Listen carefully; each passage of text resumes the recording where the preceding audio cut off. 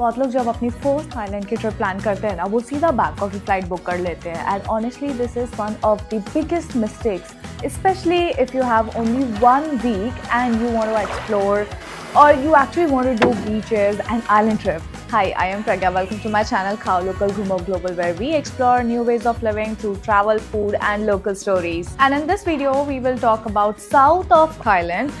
And by the end of this video, you will realize how unfair it is to remember Thailand just for boom boom, massages and ladyboys. I am telling you, this country has so much more. So stick with me till the end to gather the information as much as possible. And now, rock and roll. Chapter 1, Thailand Travel Advisory and Immigration Process. Number 1, all travelers to Thailand must complete the Thailand Digital Arrival Card 72 hours before the arrival. It is very easy, like a declaration form. If you want the link, just comment link and I'll send it to you. Number 2, carry your return ticket at the time of check-in. This one is old and continues to be there. Number 3 is very important and sometimes confusing travelers when planning for a long duration. You do not need to show your stay confirmation for the entire period. Even a day confirmed stay details are also fine. Number 4, very important, hear me out guys, the proof of funds in cash. All individuals need to have cash minimum Thai baht 20,000 per person before boarding the flight. By chance you do not carry cash, you need to have an international credit card or a forex credit card or a card with a statement showing available enough credit. Also to tell you, I was not asked for the proof of funds anytime during the process. So it's like, you never know, so be prepared. And now let's talk about the immigration process. I was asked question about what do I do, why I'm going. They also asked me to show my stay booking details and return tickets, and that is all. Moving on to the next chapter 2, why pick Phuket over Bangkok for a 1-week trip.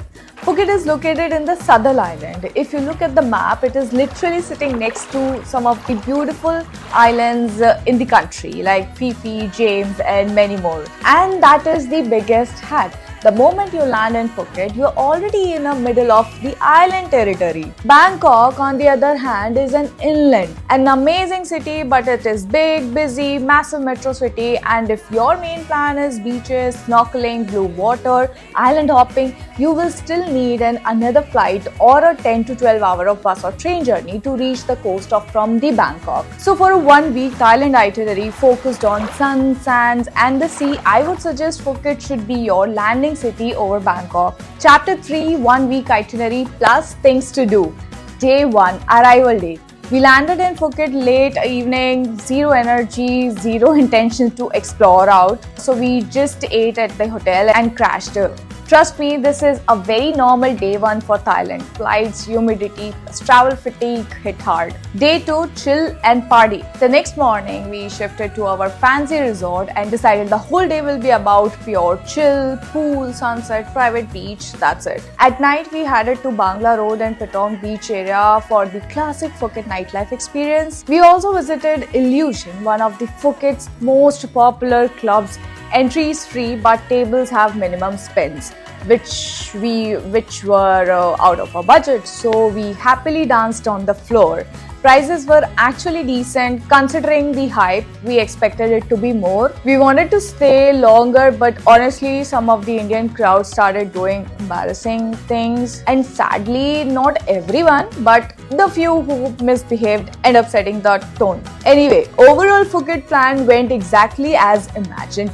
1 day chill, 1 party, night, rest and recharge. If you have 2-3 full days in Phuket, here is what you can add. Explore Big Buddha, Wat Chalong area, Old Phuket Town, Kata Beach, Patong area, which is optional. Day 3 was all about Phi Phi Island, and no, we did not make the classic mistake of doing just a day trip. We actually moved for a night stay on the Phi Phi Island, and trust me, it will all make sense, hear me out. We booked the ferry 1 day in advance through the 12Go Asia website. Since we were 2 people and already running late, we booked online for convenience. We reached the pier, boarded the 11 AM ferry and arrived at Phi Phi around 1 PM. After settling in, we stepped out to really understand what is Phi Phi and why it is special for tourists. So Phi Phi Don, the main island, is small, completely walkable and has no vehicle.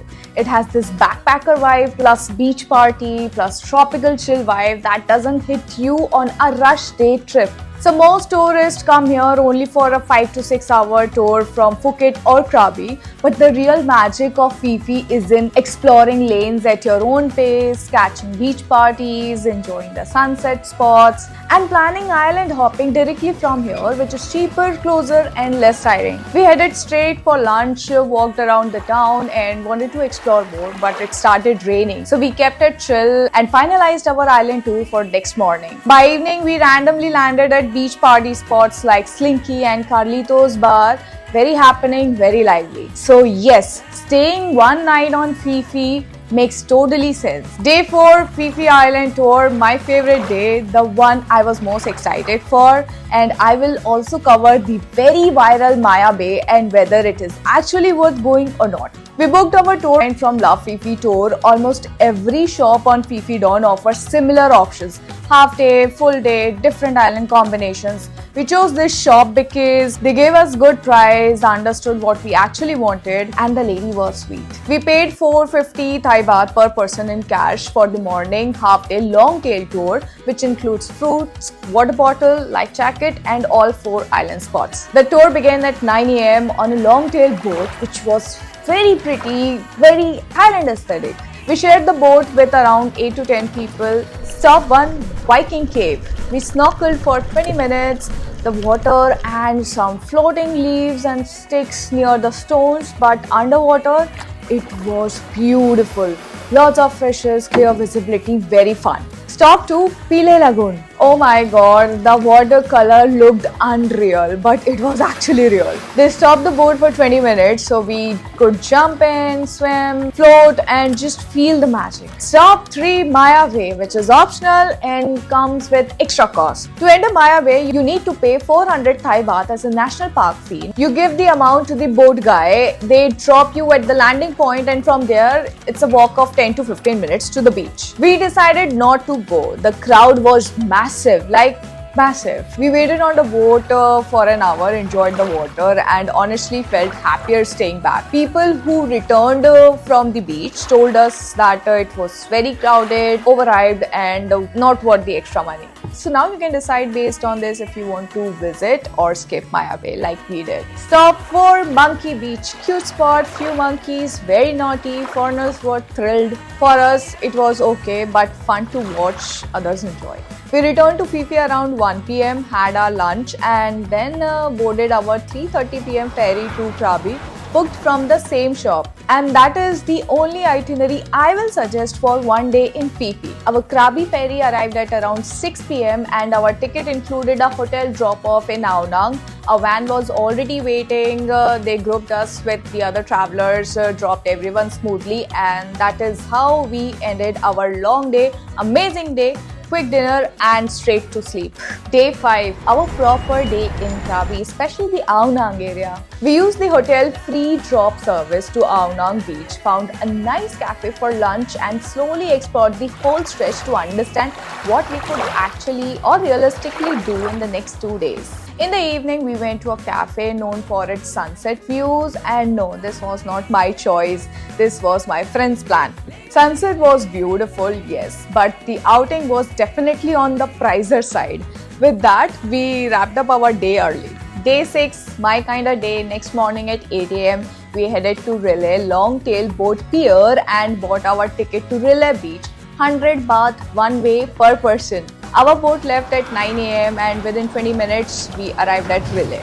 And this is exactly where my kind of fun begins. Relay is gorgeous. Tall limestone cliffs, turquoise water, clean beaches, caves, and narrow walking lanes filled with small cafes and shops. Our first stop was Relay West Coast. We swam, we relaxed, and just enjoyed the calm blue water. Next, we walked to the Pranang Cave and beach, another full-house spot. Honestly, the vibe was incredible. People were swimming, clicking pictures, and doing rock climbing. I really wanted to try rock climbing too, maybe next time. After spending half a day here, which includes breakfast and lunch, we took the same long-tail boat and went back to Ao Nang area. By evening, it was the massage time. After a bit of research, we realized most salons offer almost the same service and at the same price. I took a traditional Thai massage for 250 baht without oil per person, and my friend took an oil massage for 350 baht. Even the non-oil massage is not fully dry, they use lotion. Honestly, there was not a major difference, so save your 50 to 100 baht and go for the non-oil massage, which is a traditional Thai massage. After 1 hour of session, we went back to the hotel and had dinner, and we ended our day.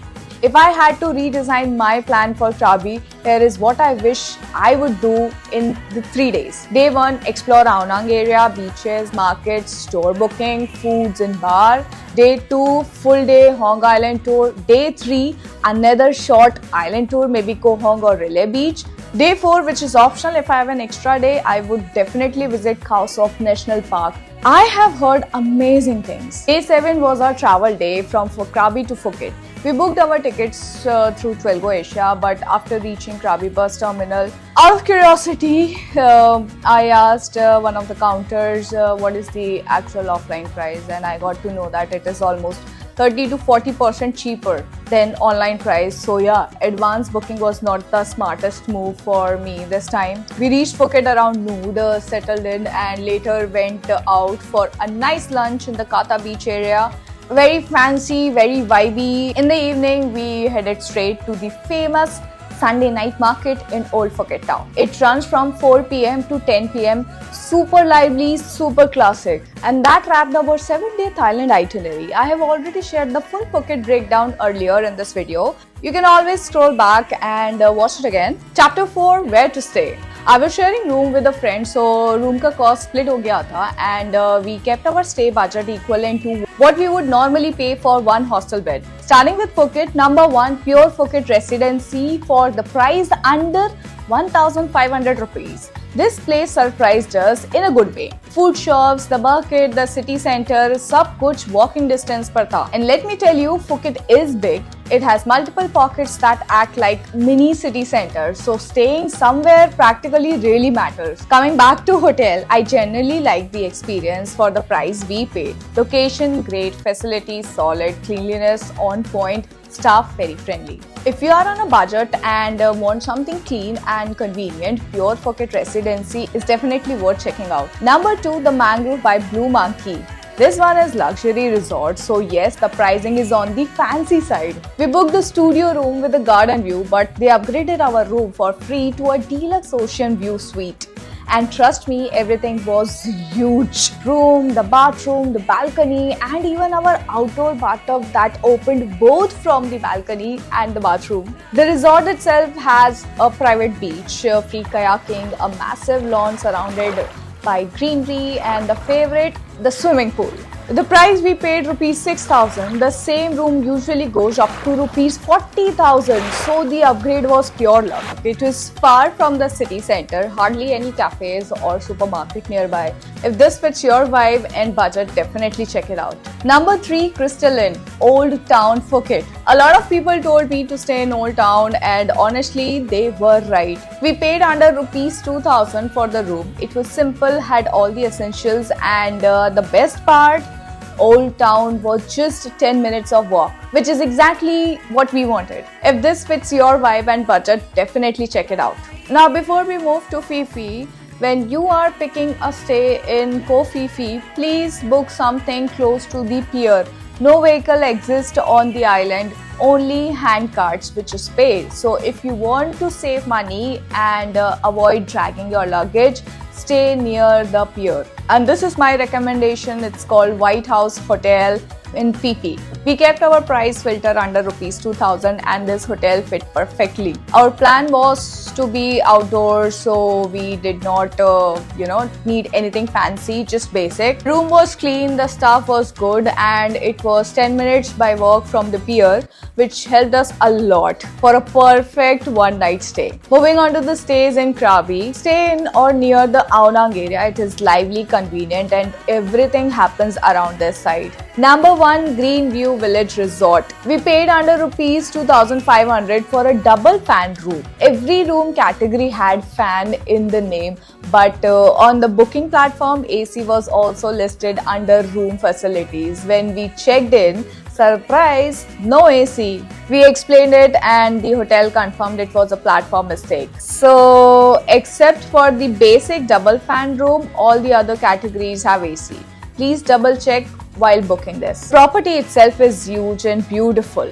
Great pool view, great rooms, perfect Aonang area location. We wanted to extend our stay, but prices suddenly jumped by 5,000 rupees per night, so we moved. If this fits your vibe and budget, definitely check it out. Number 2, I check in Sky Beach Hotel. Slightly away from the Aonang area because stays were filling up very fast. This cost us under 1,500 and honestly at this price, no complaints at all.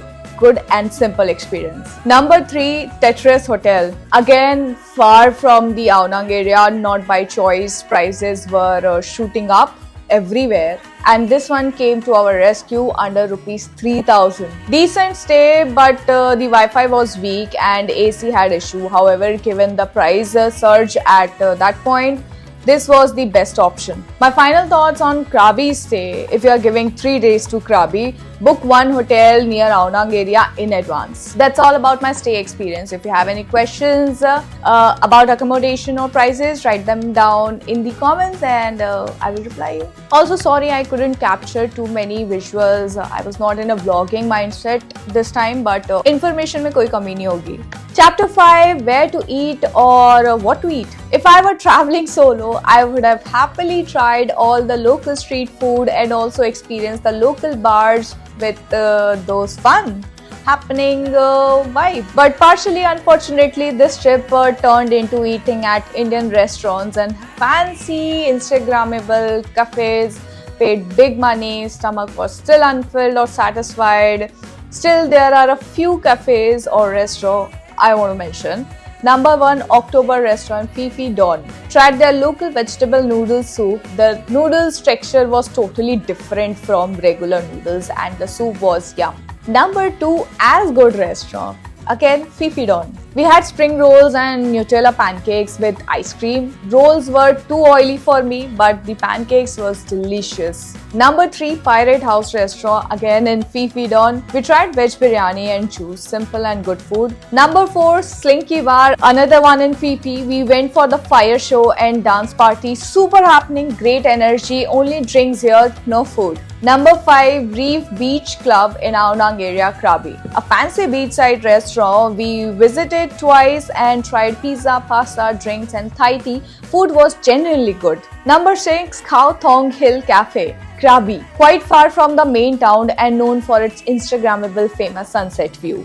It closes at 8 p.m. The cab cost was high and drivers don't usually accept late night. So we requested our drivers to help us in return and thankfully he agreed. There is a 60 baht rupees entry fee per person, redeemable inside, and it includes a short pickup and drop to the Hilltop Cafe. Beautiful space divided into minimum spend sections. Everyone was busy taking photos and honestly, मुझे भी लगा अब आ गए तो photos videos ले ही लेते हैं. Number 7, The Commune in Phuket, Kata area. Another Instagrammable cafe with minimum spend sections. Great location near Kata beach, very aesthetic. We ordered pizza and coffee. Not really my thing because मेरा fancy cafes का quota पूरा हो गया था. And with this, let's move on to the chapter 6, the most important 9 travel tips and common mistakes to avoid in Thailand. Number 1, tuk-tuk tricks. Some drivers quote insanely cheap prices, but then they take you to shops or tourist spots for commissions. Always finalize the fare before starting and avoid the deals which sounds too good to be true. Number 2, National Park fee. Most island beaches, even Maya Bay, Hong Island falls under Thailand's National Park. Each entry costs 100 to 400 Thai baht and it is not included in your tours. Carry extra cash. Number 3, long-tail boat overcharging in Krabi. Just go straight to the pier, official pier. Ticket cost a fixed 100 baht per person. No bargaining, no scams. Number 4, 7-Eleven is life. From toasties to milk teas, sunscreen, sims, snacks, you can literally survive on 7-Eleven. Number 5, check weather before island hopping. Tours often get cancelled last minute during monsoon. Keep a poncho and dry bag for safety. Number 6, useful apps Grab and Bolt for rides, 12Go Asia for checking routes, and Google Translate for menus. Number 7. Booking transport. 12Go Asia is great for planning, but offline at the pier or bus terminal is usually cheaper. Compare before booking. Number 8. Booking Island Tours. Walk into local travel shops in Phi Phi or Krabi. Prices are flexible, honest, and often 100 to 300 baht cheaper than online. Number 9. Carry cash. Most small vendors prefer cash. Keep smaller notes to avoid ATM fees and card charges. And here we come to our last topic, very important for your planning. Chapter 7, your estimated budget for a 7-day trip per person. The 6-night stay will cost an average of 9,000 rupees. Number 2, food. If you mix 7-Eleven, Thai cafes and occasionally fancy cafes, it will cost around between 10,000 to 12,000. Number 3, transportation will cost an average of 6,000 to 8,000 rupees per person. Number 4, activities, which we include island tours, national park fee, relay, Phi, Maya Bay, keeping it optional, massage, etc. Let's keep it a budget of 6,000 rupees to 8,000 rupees per person. So realistically, for a 7-day Thailand trip, which includes Phuket, Phi, Krabi, your average spends come to around 31,000 to 37,000 per person. ये एक balanced backpacker comfort style budget है without going too cheap, too luxury. And with that, our Thailand series comes to an end. Thank you for watching the video. If you want the access to a complete Thailand travel guide with multiple itineraries, activities and transportation tips, you can get my Thailand guide. The link is added in the description box. If this video helped you to an extent, don't forget to like and share it with someone who's planning a trip. And if you are new to the channel, please subscribe for more travel guides like this. If you have any questions or suggestions, do write to me in the comment section, or also you can reach out to me on my Instagram or thread handle. It's called Khao Local Kumo Global. This is me, Pragya Sharma, exploring new ways of living. Signing off. You see me in my next release. Till then, travel safely, stay curious and explore the world with care. Bye. Namaste.